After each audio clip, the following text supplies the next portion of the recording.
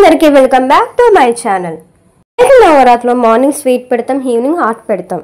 హాట్లో ఏమేమి చేయాలి, ఎప్పుడు పులిహోర, లెమన్ రైస్ ఇలాంటివి చేస్తాం కదా. ఇలా వెరైటీగా బచ్చలాకుతో బజ్జీ చేస్తే చాలా బాగుంటుంది. అండ్ ప్రసాదం లాగా కూడా పెట్టచ్చు. పెరట్లో అయితే బచ్చలాకు ఉంది.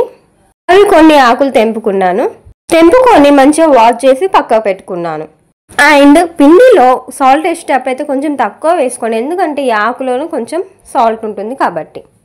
శనగపిండి నేనైతే ఆకులకి సరిపడా తీసుకున్నాను. కప్ అవుతుంది. 2 స్పూన్స్ బియ్యం పిండి, 1 స్పూన్ వంట సోడా, తగినంత ఉప్పు, ఇవన్నీ వేసుకొని మిక్స్ చేసుకోండి.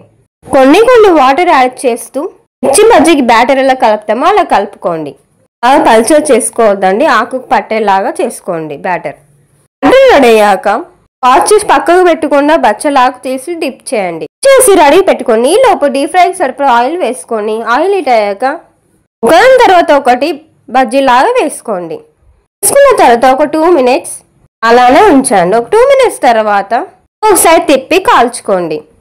ఇట్లా మంచి గోల్డెన్ బ్రౌనిష్ కలర్ వచ్చేదాకా కాల్చుకోవాలి. కాల్చుకున్నవి పక్కకు పెట్టుకోండి.